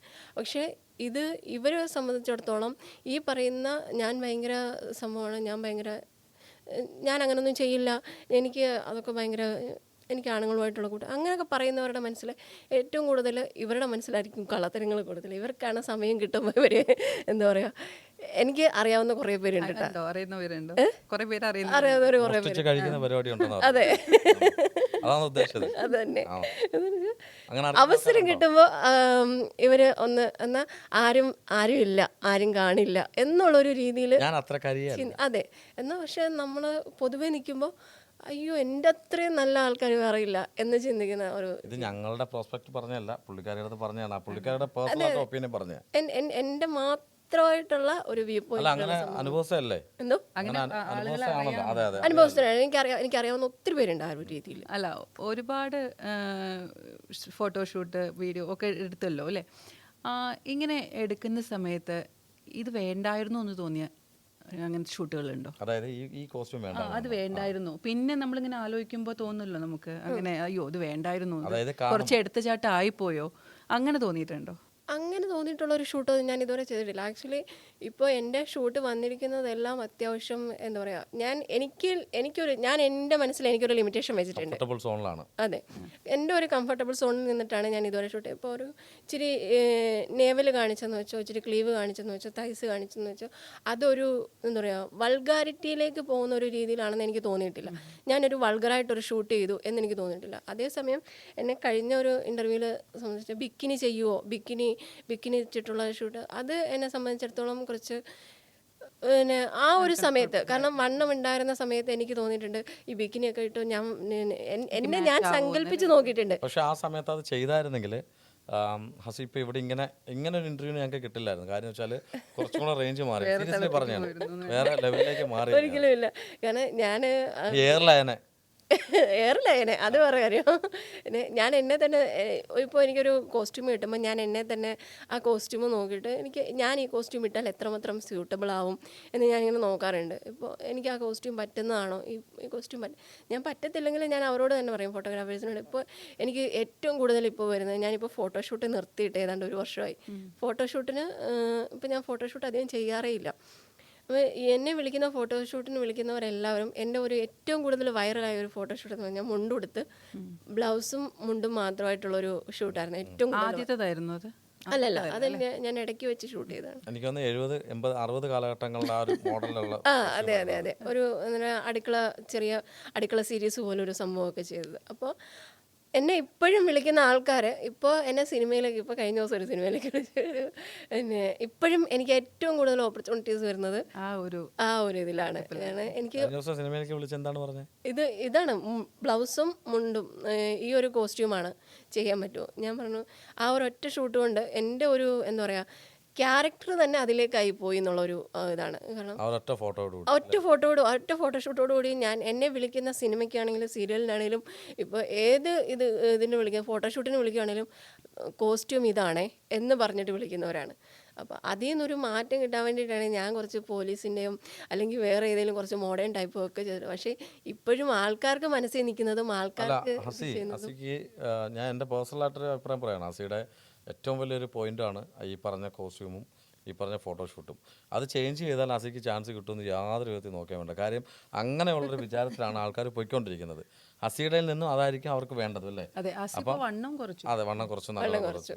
പക്ഷെ അതിലേക്ക് വരണം, അത് കാണിച്ചുകൊണ്ട് തെറ്റൊന്നും പറയില്ല. അതൊരു സിനിമയാണ്, കലയാണ്, നമുക്ക് ചെയ്യേണ്ട കാര്യം തെറ്റാണെന്നല്ല പറയുന്നത്. നമ്മളെ ഇപ്പോൾ ആർട്ടിസ്റ്റുകളെ എടുത്ത് നോക്കുകയാണെങ്കിൽ ഇപ്പോൾ ഒരാൾ ഒരു റോൾ ചെയ്തു, ആ റോൾ ചെയ്ത് കഴിഞ്ഞാൽ അവരെ പിന്നെ ആ ഒരു ക്യാരക്ടറൈസ് ചെയ്തെന്ന ഒരു സംഭവമാണ്. അതുപോലെയുള്ള ഒരു സിമിലാരിറ്റി ഉള്ള കുറേ ക്യാരക്ടേഴ്സ് ആർക്കും അവർക്ക് വീണ്ടും വരിക. അപ്പോൾ അതേ ഒരു ടൈപ്പാണ് എൻ്റെ കാര്യത്തിൽ സംഭവിച്ചത്. ഈ ഒരു കോസ്റ്റ്യൂം വന്നപ്പോഴത്തേക്കും ആ കാറ്റഗറൈസ് ചെയ്ത് ആ ഇടയ്ക്ക് ഹസിയുടെ കോസ്റ്റ്യൂം എന്ന് പറഞ്ഞാൽ അങ്ങനെയുള്ള ഫോട്ടോഷൂട്ടാണ് വന്നിട്ടുള്ളത്. നേരെയുള്ള ഫോട്ടോഷൂട്ട് മീൻസ് സാരി ഉടുത്തതോ അല്ലെങ്കിൽ ചുരിദാറിട്ടോ ഒന്നും വന്നിട്ടില്ല. ഈ ക്ലീവേജും അതിങ്ങനെ കാണിച്ചിട്ടുള്ള സംഭവങ്ങൾ വന്നിട്ടുള്ളൂ. അപ്പോൾ അതുകൊണ്ടായിരിക്കാം ആൾക്കാർ അങ്ങനെ എക്സ്പെക്ടേഷൻ വരുന്നത്. അതുകൊണ്ടൊരു കാര്യം ചോദിക്കട്ടെ, എത്ര പെഗ് അടിക്കും ഒരു ദിവസം? അയ്യോ, അത് ഞാനൊരു കള്ളു കുടിക്കുന്ന കേട്ടിട്ടുണ്ട്. അതുകൊണ്ടാണ് അല്ലേ കള്ളു കുടിക്കുന്നത് വെച്ചാൽ അതൊരു തമാശ രൂപേണ. കാരണം ഞാൻ ഒരു ഇൻ്റർവ്യൂവിൽ പറഞ്ഞൊരു കാര്യമാണ്. അത് എൻ്റെ ചെറുപ്പത്തിലെ ബാപ്പയുമായിട്ട് വാപ്പ ഞങ്ങളെ ബാർ ഹോട്ടലിൽ ഫുഡ് കഴിക്കാൻ കൊണ്ടുപോകുന്ന സമയത്ത് ബാപ്പയുടെ ഒരു ഫേവറേറ്റ് ഒരു ഹോട്ടലുണ്ട്, പാലാഴി എന്ന് പറഞ്ഞാൽ പത്തനാപുരത്ത്. ആ ഹോട്ടലിൽ ഫുഡ് കഴിക്കാൻ പോകുമ്പോൾ വാപ്പയ്ക്ക് മാത്രം വലിയ കുപ്പി വാങ്ങിച്ചിട്ട് ഞങ്ങൾക്ക് ചെറിയ അങ്ങനെ, പെപ്സി. അപ്പോൾ ആ സമയത്ത് ഞാൻ പിന്നെ വാപ്പയോട് വഴക്കുണ്ടാക്കും. അങ്ങനെ ഞാൻ പറഞ്ഞതെന്ന് വെച്ചാൽ ഒരു 5-6 വയസ്സ്, ആ ഒരു 3-4-5 വയസ്സ് ആ സമയം തൊട്ട് വാപ്പ എനിക്കാണെങ്കിൽ ഈ ചെറിയ അതിൻ്റെ അടപ്പിൽ അന്ന് മറ്റേ നീളമുള്ള തരുന്നല്ലോ തരുമോ? ബിയർ എനിക്ക് ഒഴിച്ചു തന്നെ. പക്ഷേ പുള്ളിക്കാരൻ വിചാരിച്ചത് എന്താണെന്ന് വെച്ച് കഴിഞ്ഞാൽ അതിൻ്റെ ചവർപ്പ് കാരണം ഞാനത് പിന്നെ കുടിക്കാതിരിക്കുമെന്നൊക്കെയാണ്. പക്ഷേ ഞാനത് കുടിച്ചു. എക്സ്പീരിയൻസ് ആവുകയും ചെയ്തു. അപ്പൊ എക്സ്പീരിയൻസ് ആയി കൊടുത്തല്ലേ? അല്ല, അതിനകത്തൊരു കാര്യം ചോദിക്കട്ടെ, കുപ്പിയൊക്കെ വെച്ചിട്ട് ഈ ബിയർ കുപ്പിയൊക്കെ വെച്ചിട്ട് ഒരു ഫോട്ടോഷൂട്ട് ചെയ്തിട്ടുണ്ട്. അത് കുടിക്കുന്ന രീതിയിലും ഉണ്ടായിരുന്നു അതിനകത്ത്? ഇല്ല, ജസ്റ്റ് ഇങ്ങനെ വെക്കുന്ന ഒരു അത് സംഭവം. കുടിച്ച് തീർത്തിട്ട് വെച്ചാണോ കുപ്പി അത് കയ്യിൽ? ബിയർ കുടിക്കുന്നതുകൊണ്ട് എന്താണ് അതിനകത്ത്? അല്ല, എനിക്ക് സോഫ്റ്റ് ഡ്രിങ്ക്സ് കുടിച്ച ഒരു ഫീല് മാത്രമേ ബിയർ കുടിച്ചിട്ട് തോന്നിയുള്ളൂ. എനിക്ക് നമ്മുടെ കൊക്കക്കോളയും സ്പ്രൈറ്റും കുടിക്കുന്ന ഒരു രീതിയിൽ മാത്രമേ എനിക്ക് ബിയർ ലിക്കറിലില്ല, ബിയർ മാത്രമേ ഉള്ളൂ. ബിയർ അപ്പം അത് എത്രയോ ഈ ഷൂട്ടിന്റെ സമയത്ത് എന്തോ 2-3 പ്രാവശ്യം മാത്രം. ഫാമിലി ലൈഫിലേക്ക് പോവുകയാണെങ്കിൽ ഇങ്ങനെയൊക്കെയുള്ള ഫോട്ടോസൊക്കെ എടുക്കുമ്പം ഒത്തിരി ഇഷ്യൂസ് ഉണ്ടാകത്തില്ലേ വീട്ടിലൊക്കെ? കാര്യം മാരീഡ് ആണെന്നറിയാം. ഇപ്പം എന്താണ് അവസ്ഥ? ആക്ച്വലി ഞാൻ ഈ മോഡലിംഗിലേക്ക് വരുന്നതിന് മുമ്പ് തന്നെ ഞങ്ങൾ ഡിവോഴ്സ്ഡ് ആയി കാണാം. ഞങ്ങൾ തമ്മിൽ ഒരുപാട് എന്താ പറയുക വ്യത്യാസങ്ങളുണ്ടോ? അത് അന്തരങ്ങളുണ്ടോ? വ്യത്യാസങ്ങളല്ല, ഞങ്ങൾ തമ്മിൽ ചേർന്ന് പോകാൻ പറ്റാത്തൊരു അവസ്ഥ വന്ന സമയത്ത് ഞങ്ങൾ മ്യൂച്വലായിട്ട് ഒരു വേണ്ടാന്നുള്ളൊരു രീതിയിലേക്ക് എത്തി. അങ്ങനെ ഡിവോഴ്സ്ഡ് ആണ്. അപ്പോൾ ആസി ഒരുപാട് ഇതൊക്കെ ചെയ്തല്ലോ, അപ്പോൾ പിന്നെ ഫോട്ടോഷൂട്ടൊക്കെ ചെയ്തു. പിന്നെ എന്താ പെട്ടെന്ന് ഒരു ഇമേജ് കോൺഷ്യസ് ആവാൻ കാരണം? എനിക്ക് കുറച്ചും കൂടി, ഇപ്പോൾ ഞാൻ കേട്ടു ആസി പറഞ്ഞു കുറച്ചും കൂടി നല്ല സിനിമയിൽ നല്ല റോളുകൾക്ക് വേണ്ടി കാത്തിരിക്കുകയാണ്. അപ്പോൾ ഇപ്പോൾ അപ്രോച്ച് ചെയ്യുന്നത് ആദ്യത്തെ ഫോട്ടോഷൂട്ടിനെ ബേസ് ചെയ്തിട്ടാണ് ആളുകൾ. അപ്പോൾ എന്താണ് കുറച്ചും കൂടി ഇമേജ് നന്നാക്കണം എന്നുള്ള ഒരു തോന്നലുണ്ടായോ? അത് ഫാമിലിക്ക് വേണ്ടിയിട്ടാണോ? അല്ല, ഇമേജ് ക്രിയേറ്റ് ചെയ്യാനാണോ? അല്ല, ആക്ച്വലി എനിക്ക് ഈ പറയുന്ന ഈ ഒരു ഫോട്ടോഷൂട്ടിന് മുന്നേ ആണെങ്കിലും ആഫ്റ്റർ ആണെങ്കിലും ബിഫോർ ആണെങ്കിലും എന്നെ സംബന്ധിച്ചിടത്തോളം എനിക്ക് നല്ലൊരു ആർട്ടിസ്റ്റ് ആവുക എന്നുള്ളതാണ് എൻ്റെ ഏറ്റവും വലിയൊരു അത് ഈ ഒരു രീതിയിൽ കാറ്റഗറൈസ് ചെയ്ത് പോയത് കൊണ്ട് എനിക്ക് ഈ ഒരു ക്യാരക്ടർ മാത്രമേ ചെയ്യാൻ പറ്റൂ എന്ന് പലരും ചിന്തിക്കുന്നു, അല്ലെങ്കിൽ പലരും ആ ഒരു രീതിയിൽ എന്നെ വിളിക്കുന്നു എന്നുള്ളതുകൊണ്ട് അതൊന്ന് മാറ്റണം എന്നുള്ള ഒറ്റ ഒരു ഇതിലാണ് ഞാൻ അങ്ങനെയുള്ള ക്യാരക്ടേഴ്സ് ഒന്നും ഇപ്പോൾ എടുത്ത് ചെയ്യാത്തത് തന്നെ. ഇപ്പം വലിയ ബിഗ് ബഡ്ജറ്റ് മൂവിയിൽ വരെ എനിക്ക് അങ്ങനെ ഒരു ക്യാരക്ടർ വന്നിട്ട് ഞാൻ ചെയ്തിട്ടില്ല. കാരണം എന്നെ ആൾക്കാർ ഇനി ആ ഒരു രീതിയിൽ കണ്ടിട്ട് ഇനി ആ ഒരു രീതിയിൽ തന്നെ കാറ്റഗറൈസ് ചെയ്ത് വിടണ്ട. എനിക്ക് അതിന് മേളിലും എൻ്റെ ഒരു കരിയർ എന്ന് പറഞ്ഞു കഴിഞ്ഞാൽ അതിൻ്റെ മുകളിലും എനിക്ക് ഭാവിയുണ്ട്, അതിൻ്റെ മുകളിലും എനിക്ക് ചെയ്യാൻ പറ്റും. ഇപ്പോൾ നമ്മളിപ്പോൾ ഞാൻ പറയുന്നത് എനിക്കിപ്പോൾ നായിക അല്ലെങ്കിൽ അങ്ങനെ സെക്കൻഡ് ഇയർ അങ്ങനെയൊന്നുമല്ല, നമുക്കൊരു വില്ലത്തി ക്യാരക്ടർ അല്ല ഇപ്പോൾ എനിക്കിപ്പോൾ എൻ്റെ ക്യാരക്ടറിനോട് അടുത്ത് നിൽക്കുന്ന ഒരു രീതിയല്ലേ. അങ്ങനെ തന്നെയാണ്. അല്ല, ഞാൻ കേട്ടിട്ടുണ്ട് പിന്നെ എന്തുവാടി എന്ന് വെച്ചാൽ നീ പോടാന്ന് പറയാൻ ആംബിയർ ഉണ്ടെന്ന് ഞാൻ കേട്ടു. അങ്ങനെ ഉണ്ടോ? അങ്ങനെയാണ് എന്നെ എൻ്റെ വാപ്പ വളർത്തിയത്. ഞങ്ങളുടെ കുടുംബത്തില് ഏറ്റവും കൂടുതൽ എന്താ പറയാ, എനിക്ക് എൻ്റെ ഒരു സിസ്റ്ററാണ്. അപ്പം ഞങ്ങളുടെ വീട്ടിലെന്ന് പറഞ്ഞു കഴിഞ്ഞാൽ ഒരു ആൺകൊച്ചിനെ എങ്ങനെയാണോ വളർത്തുന്നത് ആ ഒരു രീതിക്ക് എൻ്റെ വാപ്പ എടാന്നാണ് വിളിക്കുന്നത്. ഒരു ആൺകൊച്ചിനെ വളർത്തുന്ന രീതിയിലാണ് എന്നെ വിളിക്കുന്നത്. എന്നോട് പറയും, നിന്നെ ആരെങ്കിലും അടിച്ചോ അല്ലെ നിന്നെ എന്തെങ്കിലും പറഞ്ഞോ, നീ അവനെ തിരിച്ച് പറഞ്ഞിട്ട് നീ വീട്ടിൽ വരണം. ചെറിയൊരു ഇൻസിഡൻറ്റിലൂടെ പറയാം. ഞാൻ പ്രൈമറി സ്കൂളിൽ പഠിക്കുന്ന സമയത്താണ്, എനിക്ക് തോന്നുന്നു 4-ഓ 5-ലോ എങ്ങാണ്ട്, 3-ലോ 4-ലോ എങ്ങാണ്ടാണ്. അപ്പോൾ ആ സമയത്ത് ഞങ്ങളുടെ സ്കൂളിലെ ഒരു കുട്ടി എന്നെ മറ്റേ പ്ലാസ്റ്റിക് സ്ലേറ്റ് ഇല്ലേ, ഈ മുത്തൊക്കെ ഉള്ള അത് വെച്ച് എന്നെ അടിച്ച് എൻ്റെ തല ഇങ്ങനെ മുഴച്ച്. അപ്പോൾ ഞാൻ വീട്ടിൽ വന്നപ്പോൾ എൻ്റെ വാപ്പ എന്നെ കാണുമ്പോൾ നോക്കുമ്പോൾ എൻ്റെ തല ഇങ്ങനെ മുഴച്ചിരിക്കുന്നു. ഞാനിങ്ങനെ ഭയങ്കര കരഞ്ഞോണ്ടൊക്കെ ഇരിക്കുന്നത്. വാപ്പ എന്നോട് ചോദിച്ചു, ഇതെന്തോ പറ്റിയതാ? ഞാൻ പറഞ്ഞു, ഇതുപോലെ ഇന്നാളെ അടിച്ചതാണ്. എന്നിട്ട് നീ അതും കൊണ്ടോണ്ടിങ്ങി പോന്നോ, തിരിച്ചു കൊടുക്കണ്ടേന്ന്. പിറ്റേ ദിവസം വാപ്പയെ സ്കൂളിൽ നിന്ന് വിളിക്കുന്നു, അടിച്ചു. എൻ്റെ കയ്യിൽ തടിയുടെ സ്ലേറ്റായിരുന്നു. കൊച്ചിന്റെ തല പൊട്ടി തലയ്ക്ക് തന്നെ അടിച്ചു. പെൺകുട്ടി ആൺകുട്ടിയോ അത് അടി കൊണ്ടത്? പെങ്കൊച്ച്. അപ്പോൾ വാപ്പയെ വിളിച്ചപ്പം പ്രിൻസിപ്പാൾ പറയുന്ന ഇതാണ്, പിന്നെ നിങ്ങൾ പറഞ്ഞിട്ടാ കൊച്ചു ചെയ്തതെന്നാണല്ലോ പറയുന്നത്. അതിൽ പാപ്പന് പറഞ്ഞു, അങ്ങനെയല്ല പറഞ്ഞത്. എനിക്കിപ്പോൾ എല്ലാ സിനിമയും ഓർമ്മ വരുന്നത്. നമ്മുടെ പ്രേമം സിനിമ ഉണ്ടല്ലോ, രഞ്ജി പണിക്കർ സാർ പ്രിൻസിപ്പളിന്റെ റൂമിൽ പോയിട്ട് പറയത്തില്ലയോ, വെളിയിറങ്ങുമ്പോൾ പറഞ്ഞ ഡയലോഗ് ഉണ്ടല്ലോ, അതെനിക്ക് ഓർമ്മ. ഉപ്പ സപ്പോർട്ടായിരുന്നു അതിന്റെ അങ്ങനെ സപ്പോർട്ടൊന്നുമില്ല, നമ്മളെ ഒരു ബോൾഡായിട്ടാണ് വളർത്തിയതൊക്കെ. ആ ബോൾഡ്നെസ് ഇപ്പോഴും നിലനിന്ന് പോകണ്ടാണ് ഇപ്പൊ ഈ എറണാകുളത്ത് സിറ്റിയിൽ ഒറ്റയ്ക്ക് താമസിക്കാൻ പറ്റുന്നത്. ഒറ്റയ്ക്കല്ല, ഞാൻ എൻ്റെ ഫ്രണ്ട്സിൻ്റെ കൂടെയാണ്. വെളിയിലിറങ്ങുമ്പോൾ ഒറ്റയ്ക്ക് പോയി.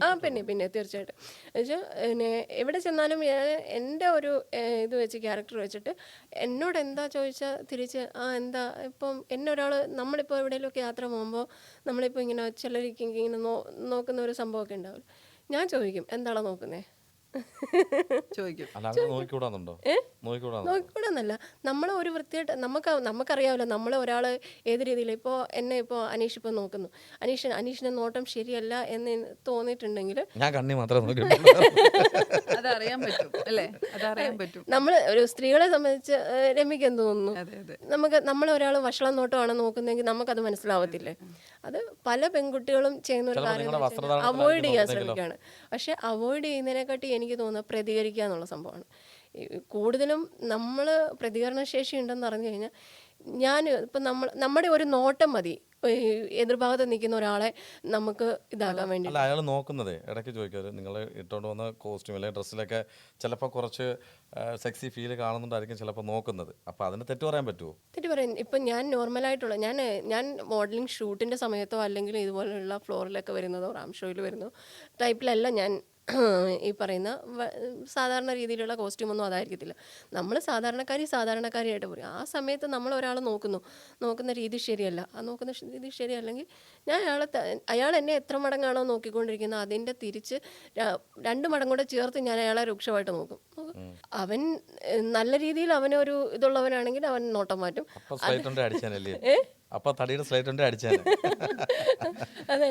അതല്ലെങ്കിൽ എന്താ പറയുക, ഞാൻ എൻ്റെ ഒരു ക്യാരക്ടർ വെച്ചിട്ട് എന്താ പറയുക സംസാരിക്കുന്നുണ്ട്. അങ്ങനെ ചെറുതായിട്ട് ഫീൽ ചെയ്യുന്നുണ്ട് അല്ലേ? നമുക്ക് ചെയ്യുമ്പോൾ കുറച്ചും കൂടെ ഒരു ഇത് വേണ്ടേ? ഇതൊക്കെ തോന്നിയിട്ടില്ലേ? മനസ്സിലായില്ല. അങ്ങനെയല്ല, ചെറുതായിട്ട് ഇങ്ങനെ നമ്മൾ വിചാരിക്കുന്നതിൻ്റെ ആൻസർ അല്ല കിട്ടും. അതാ ഞാൻ പറഞ്ഞത്. എൻ്റെയോ? ചെറുതായിട്ട് എനിക്ക് തോന്നി. അല്ല, നമുക്ക് നോക്കാം, സംസാരിച്ച് നോക്കാമെന്ന്. അല്ല, മാറ്റിയിട്ട് ഇന്റർവ്യൂ എടുക്കാം. ഇനി അവരെ ബുദ്ധിമുട്ടിക്കണ്ടല്ലോ. അത് മാറ്റിയിട്ട്. അല്ല, എന്താ ഉദ്ദേശിച്ചേ? അല്ല, ആള് പറയുന്നത് ആള് ചോദിക്കുന്നതിനൊന്നും ഒരു കറക്റ്റ് ആയിട്ടുള്ള ഒരു ആൻസർ കിട്ടുന്നില്ല. പൊതുവേ ഒരു ഇതില്ല. അപ്പോൾ എനിക്കത് പൊതുവേ നമ്മൾ വിചാരിച്ച ആ ഒരു ആൻസർ കിട്ടുന്നില്ല എന്നാണ് പറയുന്നത്. അല്ല, നിങ്ങൾ ചോദിച്ച ചോദ്യങ്ങൾക്ക് തന്നെയല്ലേ ഞാൻ ഉത്തരം പറഞ്ഞേ.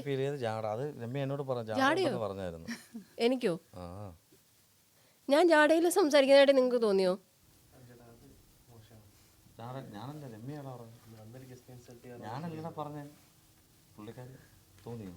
എനിക്ക് അങ്ങനെ ഒരു ജസ്റ്റ് ഫീൽ ചെയ്തു. ഞാൻ വന്നപ്പോൾ വിചാരിച്ചില്ല, പക്ഷെ ഇരുന്ന് അങ്ങനെ സംസാരിക്കുമ്പോൾ എനിക്കിങ്ങനെ തോന്നുന്നു.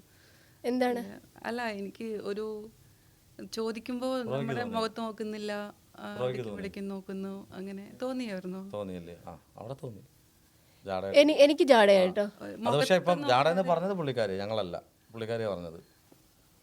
ഒരിക്കലും ഇല്ല. ഞാൻ ജാടയിലാണ് സംസാരിക്കുന്നതെങ്കിൽ ഞാൻ ഈ രീതിയിലല്ല സംസാരിക്കുക.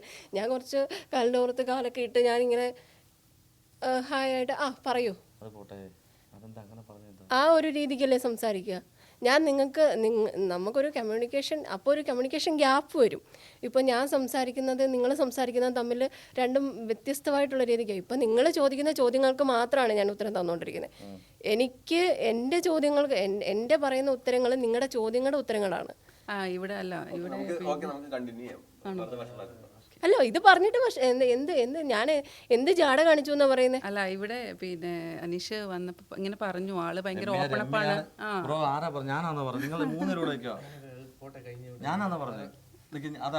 അല്ല, അനീഷ് എന്നെ വിളിച്ചപ്പോ അനീഷ് എന്നോട് പറഞ്ഞു ഇതുപോലെ കോൺട്രവേഴ്സി ഉള്ള കുറച്ച് ചോദ്യങ്ങൾ ചോദിക്കും, കുഴപ്പമുണ്ടോന്ന് ചോദിച്ചു. ഞാൻ പറഞ്ഞു പൊതുവായിട്ടുള്ള എന്റെ ഇന്റർവ്യൂസിലൊക്കെ അങ്ങനെ വരുന്നതാണ്. എനിക്ക് ഫീൽ ചെയ്തു. അല്ല, അത് ഇനിയിപ്പോ ഗസ്റ്റിന് അതൊരു ഇതാവോന്നും കൂടി ഞാൻ വിചാരിക്കുന്നു. എന്താവുമെന്ന് എനിക്ക് മനസ്സിലായില്ല. എനിക്ക് നമ്മള് ഒരു ക്വസ്റ്റ്യൻ ചോദിക്കുമ്പോൾ അത് കണ്ണിലേക്ക് നോക്കിയിട്ടൊന്നും പറയുന്നില്ല, അങ്ങോട്ടും ഇങ്ങോട്ടും നോക്കുക. അപ്പൊ അതൊരു ഞാൻ ഇപ്പൊ ചോദ്യം ചോദിക്കുന്ന രമ്യാണ്, ഇപ്പോ അനീഷും രമ്യയും കൂടാണ് ചോദ്യം ചോദിക്കുന്നത്. പിന്നെ നമ്മള് ഒരു ക്യാമറ നമ്മുടെ ഫേസിലേക്ക് വെച്ചേക്കുന്നത് നമ്മൾ ക്യാമറയിൽ നോക്കി സംസാരിക്കാനും നിങ്ങൾക്ക് ഉത്തരം തരുന്ന സമയത്ത് നിങ്ങളുടെ മുഖത്തേക്ക് നോക്കുന്നുണ്ട്. ഇയാൾ ഉദ്ദേശം എന്താ വെച്ചാൽ പറ, തുറന്നു പറ. ഇത്രയും അതല്ല ബ്രോ അങ്ങനല്ല. അത് നമ്മളൊരു ക്ലാരിറ്റി വേണം. ഇതിപ്പോൾ എന്നെ വിളിച്ചു വരുത്തിട്ട് എന്നെ ഇൻസൾട്ട് ചെയ്യുന്ന രീതിക്കായിപ്പോയി. അല്ല ഇങ്ങനെ എനിക്കങ്ങനെ തോന്നി, കാരണം ഞാൻ ഇത്തിരി ഇൻ്റർവ്യൂസ് ഒക്കെ ചെയ്യുന്നുണ്ട്. അപ്പോൾ ഇങ്ങനെ ഒരു ഞാൻ പറഞ്ഞു അനീഷിനോട്, ഇങ്ങനെ നമ്മളിങ്ങനെ വന്നപ്പോൾ ഇങ്ങനെയൊന്നും അല്ലല്ലോ വിചാരിച്ചത്. അനീഷും പറഞ്ഞു ഭയങ്കര ഓപ്പൺ അപ്പ് ആയിട്ട് സംസാരിക്കും എന്നൊക്കെ പറഞ്ഞു. പക്ഷെ എനിക്ക് അങ്ങനെ ഒന്നും ഫീൽ ചെയ്തില്ല. ചോദിച്ചതിനൊരു ആൻസർ പൊന്ന് രമ്യയുടെ ഫസ്റ്റ് ഇന്റർവ്യൂ അതല്ല രമ്യ, ഞാൻ എന്തിൻ്റെ ആൻസറാണ് രമ്യക്ക് തരാതിരുന്നത്? അല്ല എനിക്ക് അങ്ങനെ ഒരു അല്ല, ഞാൻ ഇപ്പൊ ചോദിച്ച ഏത് ക്വസ്റ്റ്യൻ്റെ ആൻസർ ഞാൻ ചോദിക്കുമ്പോൾ അനീഷിന്റെ മുഖത്തേക്കാണ് നോക്കുന്നത്. അങ്ങനെയൊക്കെ എനിക്കൊന്ന് ഫീൽ ചെയ്തു. ഈഗോ എന്ന് പറയുന്നതിന് ആണോ? അങ്ങനെ അത് നിങ്ങൾ തമ്മിലുള്ള പ്രശ്നം നിങ്ങൾ തമ്മിലല്ലേ തീർക്കണ്ടേ? പിന്നല്ലാതെ അല്ല, നിങ്ങൾ തമ്മിലുള്ള പ്രശ്നം നിങ്ങൾ തമ്മിലല്ലേ തീർക്കണ്ടേ? ഇപ്പം എനിക്ക് എൻ്റെ ഫ്രണ്ടിൽ നിങ്ങൾ രണ്ടുപേരും ഇരിക്കുന്നുണ്ട്. ഞാനിപ്പോൾ ഫുൾ ടൈം രമ്യയുടെ മുഖത്ത് നോക്കി മാത്രം ഇത് എനിക്ക് ആൻസർ തരാൻ പറ്റത്തില്ല. ഞാനപ്പോൾ ക്യാമറയിൽ നോക്കണം, അനീഷിനെ നോക്കണം, നിങ്ങൾ 3 പേരെ നോക്കുന്നുണ്ട്. ക്യാമറയും ഇവിടെ ഒരു പേഴ്സൺ ആണ്. കുഴപ്പമില്ല.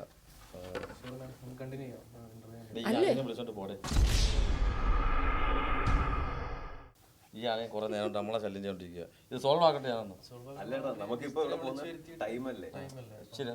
പറഞ്ഞിട്ട് നമുക്ക് അതല്ല അനീഷ് എന്നെ വിളിച്ചപ്പോൾ എന്താണ് പറഞ്ഞത്? അതുപോലെ 2-3 കോൺട്രവേഴ്സി ആയിട്ടുള്ള ചോദ്യങ്ങൾ ചോദിക്കും. ഞാൻ പറഞ്ഞിരുന്നു. ഇതുപോലെ എൻ്റെ കൂടെ ഒരു ഫീമെയിൽ ആങ്കറും ഉണ്ട്. അപ്പം ഞാൻ പറഞ്ഞു ഓക്കെ, നമുക്ക് അസിയുടെ പ്രോബ്ലം എന്താ? അസിക്കാണോ പ്രോബ്ലം, രമ്യക്കാണോ പ്രോബ്ലം? എനിക്ക് അതൊരു പ്രോബ്ലം ഇല്ല. എന്നോട് പറഞ്ഞു നിങ്ങൾ ജാടയാണ്. അല്ല അനീഷ് എന്ന് പറഞ്ഞു ഞാൻ ജാടയാണെന്ന് പറഞ്ഞു. പക്ഷേ വേറെ കാര്യമുണ്ട്, രമ്യയുടെ ഫേസിൽ ചിരി വരുമ്പോൾ എനിക്കും സത്യം പറഞ്ഞാൽ കളിയാക്കാന്നുള്ള ഫീൽ ചെയ്യുന്നു. വരുന്ന ഗസ്റ്റിനെ കളിയാക്കാണോ ചിരിച്ചിട്ട്?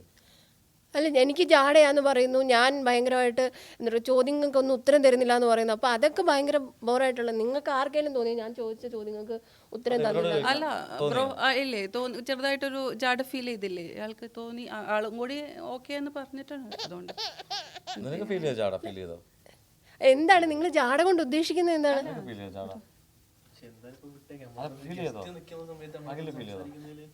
അല്ല, എന്താണ് നിങ്ങൾ ജാട കൊണ്ട് ഉദ്ദേശിക്കുന്നത്? എന്താണ്? ഞാൻ വളരെ അടിച്ചേക്കല്ലേ, ഞാനല്ല പറഞ്ഞത്, പുള്ളിക്കാരിയാ പറഞ്ഞത്. അല്ല, ഞാൻ ജാട എന്നുകൊണ്ട് നിങ്ങൾ ഉദ്ദേശിക്കുന്ന സംഭവം എന്താണ്? പക്ഷേ പിന്നെ ഹസിയുടെ ഉത്തരങ്ങൾക്കൊന്നും കറക്റ്റ് ക്ലാരിഫിക്കേഷൻ ഇല്ല എന്നുള്ള സത്യം തന്നെയാണ്. അതാണ് പുള്ളിക്കാരി പറഞ്ഞത്. ഞാൻ വിളിച്ചപ്പോൾ എനിക്ക് കുറച്ച് കാര്യങ്ങൾ ചെയ്യണമെന്ന് പറഞ്ഞ് ചെയ്തില്ല. അതാണ് പറഞ്ഞത് പുള്ളിക്കാരി. ആണോ? നമ്മൾ ചോദിച്ചതിനുള്ള ഒരു റൈറ്റ് ആൻസർ അല്ല എനിക്ക് തോന്നുന്നുണ്ടായിരുന്നു. ഇയാൾ അങ്ങനല്ല ചോദിക്കുന്നത്. അല്ല, ഞാൻ ചോദിച്ചതിൽ നിങ്ങൾ എന്താ പറയാ സാറ്റിസ്ഫൈഡ് അല്ലെങ്കിൽ നിങ്ങൾ അന്നേരം പറയണം മാം ഈ ക്വസ്റ്റ്യന് ഞാൻ നേരം പറഞ്ഞു. എപ്പോ പറഞ്ഞു? ഇപ്പൊ പറഞ്ഞു തോന്നിയപ്പോ. 20 മിനിറ്റ് കഴിഞ്ഞിട്ടോ? അല്ല, 20 മിനിറ്റ് ഇത്രയും നേരം ഞാൻ സംസാരിച്ച്. അല്ല, അതല്ല അനീഷ്, ഇത്രയും നേരം നമ്മൾ സംസാരിച്ചിട്ട് അതല്ല അഖിലേ, ഒരു ക്ലാരിഫൈ വേണ്ടേ? ഇത്രയും നേരം സംസാരിച്ചിട്ട് ഇത്രയും നേരം അപ്പം എടുത്ത് ഇന്റർവ്യൂസ് എന്ത് ചെയ്യും? കഴിഞ്ഞിട്ട് പറഞ്ഞാൽ മതിയായിരുന്നു. അല്ല, അതല്ല, അതിപ്പോ പറഞ്ഞെങ്കിൽ നന്നായി. കാരണം ഞാൻ പറയുന്നത് അവർക്ക് മനസ്സിലാവുന്നില്ലെങ്കിൽ പിന്നെ അത് ആര് ഇതിന്റെ ഒന്നും ഉത്തരവാദി ഞാനല്ല. ഞാൻ ആദ്യമേ പറഞ്ഞു. ആര് എനിക്ക് മനസ്സിലായില്ല. എനിക്ക് പ്രാങ്കോ? പിന്നെന്താ? അങ്ങനെ അല്ലല്ലോ അനീഷ് പറഞ്ഞ. അനീഷ് ഈ എന്താ പറയാ, എല്ലാത്തിനും ഒരു വ്യക്തത വേണ്ടേ? നിങ്ങൾ പറയുന്നു ഞാൻ ജാടയാണ്, ഇതൊരു പ്രാങ്ക് ആയിട്ട് പറഞ്ഞതായിരുന്നു. പ്രാങ്ക് ചെയ്യുന്നുണ്ടെങ്കിൽ നിങ്ങൾ അത് നേരത്തെ ഒരു ഹിന്റെങ്കിലും തരണ്ടേ? നേരത്തെ പറയാൻ പറ്റുക. ഇപ്പൊ നിങ്ങൾ എന്നെ ഇവിടെ വിളിച്ചിരുത്തി ഇൻസൾട്ട് ചെയ്യുന്ന രീതിക്കായി പോയില്ലേ? ആണോ? അല്ല, അതല്ല, നിങ്ങളിപ്പോൾ എന്നെ ഇവിടെ വിളിച്ചിരുത്തിയിട്ട് എന്നോട് പറയാണ് നിങ്ങൾ ജാടയാണ്. ഞാൻ ജാടയായിട്ട് എന്തെങ്കിലും കാണിച്ചെന്ന് എനിക്ക് തോന്നിയിട്ടില്ല. കാരണം ഞാൻ നിങ്ങളിൽ ഒരാളായിട്ടാണ് ഇവിടെ ഇരുന്ന് സംസാരിക്കുന്നത്. അല്ല മാം, നമുക്കത് വിടാം. കാര്യം ജസ്റ്റ് ഒരു പ്രാങ്ക്, ഒരു ഫണ്ടിന് വേണ്ടി ചെയ്തതാണ്. നമുക്കത് വിടാം. സോറി. അല്ല, അവര് പറയണമല്ലോ. അത് അനീഷ് അല്ലല്ലോ പറയണ്ട, അവരല്ലേ പറയണ്ട. അനീഷാണ് എൻ്റെ അടുത്ത് വന്ന് പറഞ്ഞത് ഇങ്ങനെ പറയണം. പിന്നെന്താ? അതല്ല അനീഷേ, എന്നെ ഇവിടെ വിളിച്ച് നിർത്തിയിട്ട് നിങ്ങൾ ഒരുമാതിരി കളിയാക്കുന്ന രീതിയിൽ അവരാണെങ്കിൽ എന്നോട് ഭയങ്കരമായിട്ട് പോട്ടെ, അത് സാരമില്ല. ആ പ്രാങ്കാണ്, 100% പ്രാങ്കാണ്. ഒരു സോറി പറഞ്ഞാൽ സോറി അത് കുഴപ്പമില്ല. സോറി, നമ്മുടെ ഗസ്റ്റ് അല്ലേ. അങ്ങനെയല്ല, അതല്ല, അത് ചെയ്യുന്ന ഒട്ടും ശരിയല്ല. നിങ്ങൾ എന്നാ ആലോചിച്ച് എന്നോട് പറയാണ് ജാടയാണ്, നിങ്ങൾ സംസാരിക്കുന്നതൊന്നും ശരിയല്ല, പിന്നെ എങ്ങനെയാണ് ഞാൻ സംസാരിക്കേണ്ടത്? അല്ല അല്ല, എങ്ങനെയാ രമ്യ ഒന്ന് പറഞ്ഞേ, ഞാൻ എങ്ങനെയാ സംസാരിക്കേണ്ടത്? ഇങ്ങനെ തന്നെ സംസാരിച്ചാൽ മതി. ഇത് വളരെ അല്ല അല്ല അല്ല, ഞാൻ അല്ല, എനിക്ക് അയ്യോ, ഇതിന്റെ കാരണം ഇതാണ് കേട്ടോ, ഇയാളാണ്.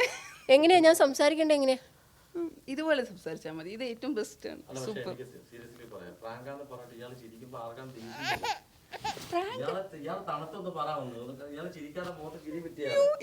നിങ്ങൾ തമ്മിലൊരു ധാരണ നമുക്ക് ബാക്കി പ്രോഗ്രാം കണ്ടിന്യൂ ചെയ്യായിരുന്നു. ഓക്കെ, ഇത് പ്രാങ്ക് ആയിരുന്നു. എനിക്ക് തോന്നിയില്ല ഇത് പ്രാങ്ക് ആണെന്ന്. നിങ്ങൾ പ്ലാൻ ചെയ്ത് ഞാൻ ഇത്രയും പറയാൻ പറഞ്ഞ ഞാന് അല്ലെ, ഒരു ഇന്റർവ്യൂലും എനിക്ക് ഇങ്ങനെയുള്ള സംഭവങ്ങളൊന്നും ഞാൻ ആദ്യം പറഞ്ഞു, റോങ് ക്വസ്റ്റ്യൻസ് ഒന്നും എന്റെ ഭാഗത്തുള്ളതല്ല എന്ന് ഞാൻ പറഞ്ഞതാ അല്ലേ. കാരണം ഞാൻ അങ്ങനെ ചോദിക്കുന്ന ആളല്ല. അനീഷ്, ഇത് എന്റെ മേലേക്ക് ഇടരുത്. അനീഷേട്ടാ ഒന്നിങ്ങൊന്ന് പ്ലീസ്.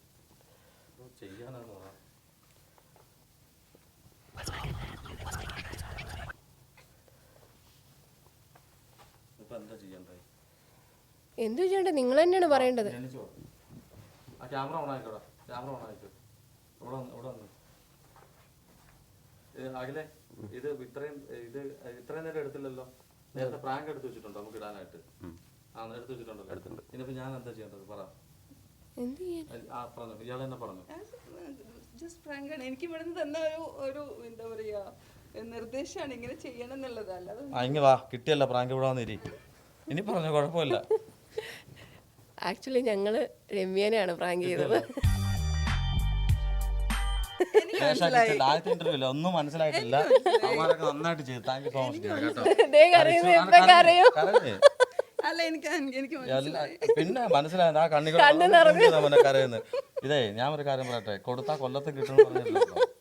അല്ല, ഇതേ അനീഷ് പറഞ്ഞ സമയത്തേ ഞാൻ കണ്ണുടക്കി അനീഷ് പറഞ്ഞ സമയത്ത് ഞാൻ പറഞ്ഞു, പാവ ആ കുട്ടിയെ പ്രാങ്ക് ചെയ്യാൻ എനിക്ക് പറ്റില്ല എന്ന് ഞാൻ പറഞ്ഞതാണ്. ആ കണ്ണുടച്ചോ, കണ്ണുടച്ചോ. തീർച്ചയായിട്ടും പ്രേക്ഷകരെ, ഇത് നമ്മൾ ജസ്റ്റ് ഒന്ന് ഫണ്ണാക്കിയ പുള്ളിക്കാരുടെ ഫസ്റ്റ് ഇന്റർവ്യൂ ആണ്. പുള്ളിക്കാരി ജനൻ ടി വിയിൽ ചെയ്തുകൊണ്ടിരുന്നതാണ്. ഇപ്പോൾ നമ്മുടെ കുടുംബത്തേക്ക് വന്ന ഫസ്റ്റ് ഇന്റർവ്യൂ ആണ് അല്ലേ. അപ്പോൾ അതുകൊണ്ടാണ് ഇങ്ങനൊരു ചെറിയ സംഭവം ഞങ്ങൾക്ക് എല്ലാവർക്കും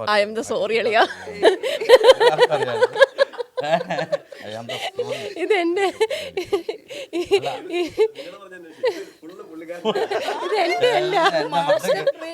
എന്റെ മണ്ടയ്ക്ക് വേണ്ടി ഞാൻ ഏറ്റെടുത്തിരിക്കുകയാണ്. അപ്പൊ ഞാൻ 2-3 ക്വസ്റ്റ്യൻ ചോദിച്ചാൽ നമുക്ക് ഞങ്ങൾ അങ്ങോട്ട് പോയത് കുഞ്ഞുമോൻ സാറ് പറഞ്ഞിട്ട് പോയൊന്നുമല്ല. ഞാൻ 1-2 ക്വസ്റ്റ്യൻസ് കാണിക്കട്ടെ. അതായത് ഞാൻ സ്ക്രീൻഷോട്ട് എടുത്ത് വെച്ചിരിക്കുന്നതാണ്. ഇത് കണ്ടിട്ട് ഞാൻ വായിക്കാം എന്താണെന്നുള്ളത്. ഇതാദ്യം കണ്ടു നോക്കേ. മറ്റതൊക്കെ എങ്ങനെ പറയുന്ന കാശേരും കന്നഡയാണോ വായിക്കുന്നത്? എനിക്ക് കാണുന്നില്ല. വായിക്കാം. മറ്റേതൊക്കെ എങ്ങനെ മറ്റേതൊക്കെ എങ്ങനെ, അതായത് വേറെ എന്തൊക്കെയാണ് ആൾക്കാർ ചോദിക്കുന്നത്. പറയുന്ന കാശ് തരും എനിക്ക് ഓഫറുകളുടെ പെരുമഴ.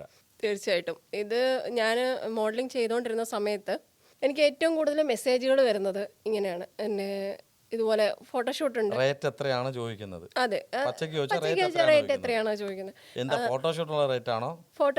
ഫോട്ടോഷൂട്ടിനുള്ള റേറ്റ് ആയിരിക്കത്തില്ലല്ലോ. മേ ബി അവർ പറയുന്നത് അവരുടെ നമ്മൾ ഈ പറയുന്ന അഡ്ജസ്റ്റ്മെന്റ് കാര്യങ്ങളൊക്കെ തന്നെയാണ്.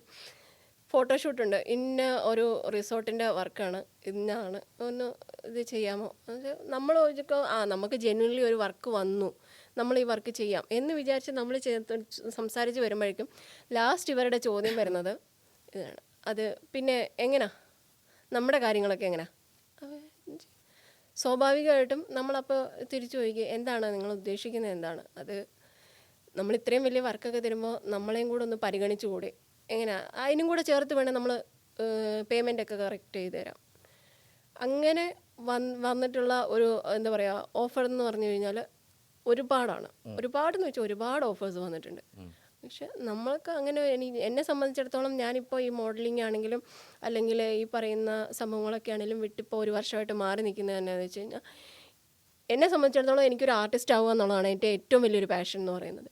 അത് എനിക്ക് ഈ പറയുന്ന രീതിയിലാണെങ്കിൽ എനിക്ക് എൻ്റെ കരിയർ എന്നേ എനിക്ക് വളരെ ഉയരത്തിൽ കൊണ്ടുപോകാമായിരുന്നു.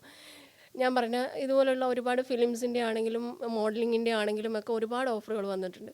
പക്ഷേ എനിക്ക് അതിനോട് താല്പര്യമില്ലെന്ന് വെച്ചാൽ ഞാൻ നേരത്തെ പറഞ്ഞ പോലെ തന്നെ ഞാൻ പതിവ്രതയായിട്ടൊന്നുമല്ല, ഞാൻ അങ്ങനെ ഒരു രീതിക്ക് ചിന്തിച്ചിട്ടുമല്ല, ഞാൻ അങ്ങനെ വർക്ക് ചെയ്യുന്നില്ല. കാരണം ഇപ്പം ഞാൻ അങ്ങനെ ഒരു വർക്ക് പോയി ചെയ്തു, ഇപ്പം ഞാൻ അഡ്ജസ്റ്റ് ചെയ്തിട്ടൊരു വർക്ക് പോയി ചെയ്തു കഴിഞ്ഞിട്ട് എന്നെ അടുത്തൊരു വർക്കിനും ആ ഒരു രീതിക്ക് തന്നെ 1-2 വർക്ക് അല്ലെ ഒരു 3-4 വർക്ക് എനിക്ക് കിട്ടുമായിരിക്കും.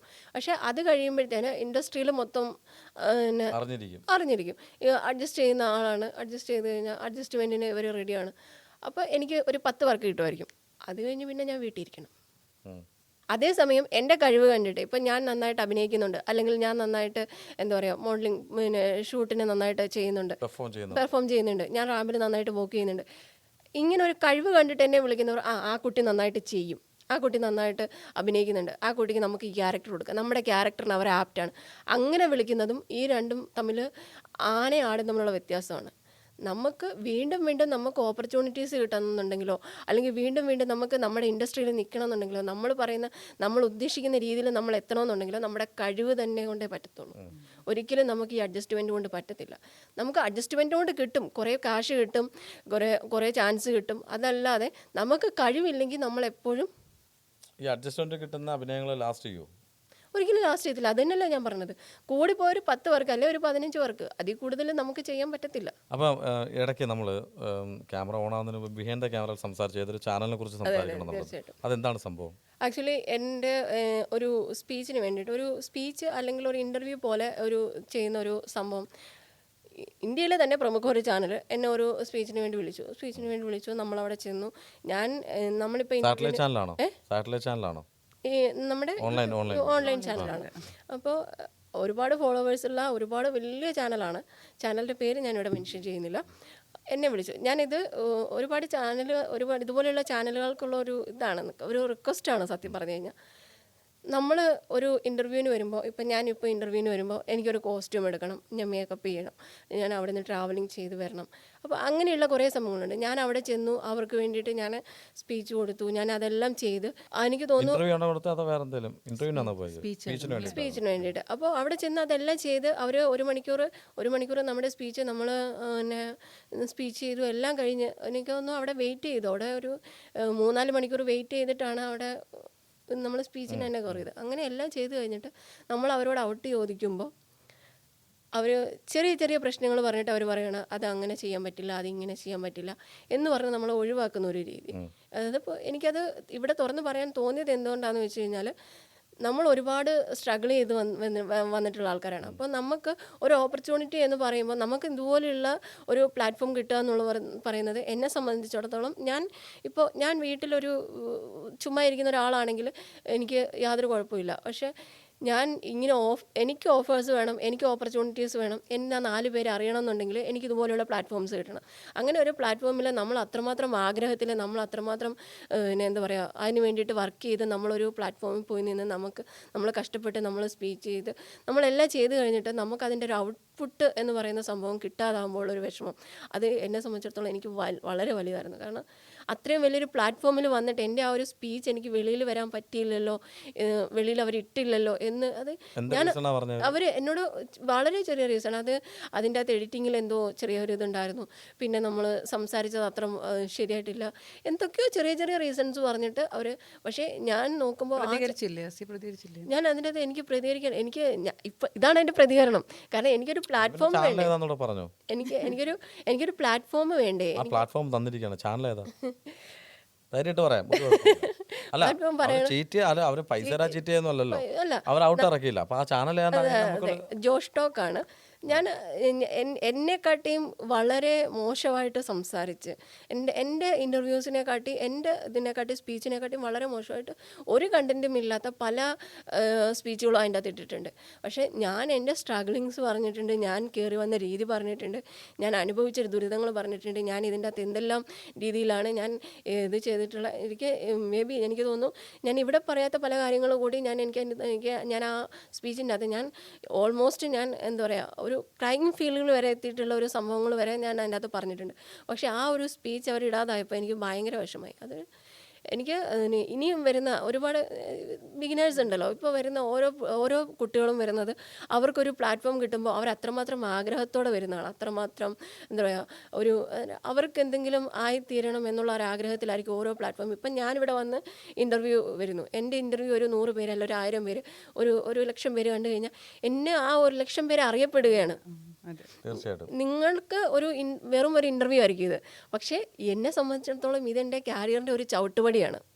അപ്പോൾ എന്നെ ഈ 100 പേരല്ലേ 1 ലക്ഷം പേര് എന്നെ അറിയപ്പെടും, അവരിലേക്ക് ഞാൻ എത്തുമ്പോൾ അതെന്നെ എന്താ പറയുക കുറച്ചുകൂടെ വൈഡാക്കി ഞാനെന്നൊരു 1 ലക്ഷം പേര് ഞങ്ങളെ അറിയൂ അന്നേരം. റീച്ചാണത്, മനസ്സിലായില്ലേ? ചാനലിന് റീച്ചാണ് 1 ലക്ഷം പേരിലേക്ക് പോകുന്നത്. നാസിൻ ഇപ്പൊ ഇതുപോലെയുള്ള ആളുകളെ ഉയർത്തിക്കൊണ്ടുവരിക എന്നുള്ള നമ്മുടെ റെസ്പോൺസിബിലിറ്റി. അതെ. അപ്പം അത് അങ്ങനെയുള്ള കുട്ടികളെ ഒരു എന്താ പറയുക ഒരിക്കലും താഴ്ത്തി കളയരുതെന്നാണ് ഇടയ്ക്കൊരു ചോദ്യം ചോദിച്ചോട്ടെ, ഇനിയെങ്കിലും. അവരിറക്കാഞ്ഞതിനകത്ത് ഈ പറഞ്ഞ കാരണമല്ല മറ്റേതെങ്കിലും ഈ പിന്നിൽ എന്തെങ്കിലും കഥകളുണ്ടോ? എനിക്ക് അതിനെപ്പറ്റി എന്തെങ്കിലും ആഗ്രഹിച്ചിരുന്നവര്? എനിക്കൊന്നും എനിക്കറിയില്ല. അല്ല, അസിയുടെ എന്തെങ്കിലും ആഗ്രഹിച്ചിരുന്നവര്? എനിക്കറിയില്ല. അതിന് ഞാൻ അവരോട് ഞാൻ സംസാരിച്ചിടത്തോളം എന്നെ ബന്ധപ്പെട്ട ആളോട് ഞാൻ സംസാരിച്ചപ്പോൾ പുള്ളി വളരെ സില്ലി ആയിട്ടുള്ള റീസൺസ് പറഞ്ഞിട്ടാണ് പുള്ളി അതിൻ്റെ ഇൻ്റർവ്യൂ വെളിയിൽ ഇറങ്ങുന്നില്ല, ഇറക്കാത്തതിൻ്റെ എന്തോ പറഞ്ഞല്ലോ, ക്രൈമിന്റെ കാര്യമൊക്കെ പറഞ്ഞല്ലോ അല്ലേ? അതൊക്കെ അങ്ങനെ വല്ലതും എന്തൊരു ക്രൈം അല്ല കരയുന്ന ക്രൈം അവസ്ഥ വരെ വന്നിട്ടുണ്ട്. കിളി പോയിരിക്കുക, അതായത് പ്രാങ്ക് കിട്ടിയോണ്ട്. സാരമില്ല, ഇനി അതൊരു ശീലമായിക്കോളൂ.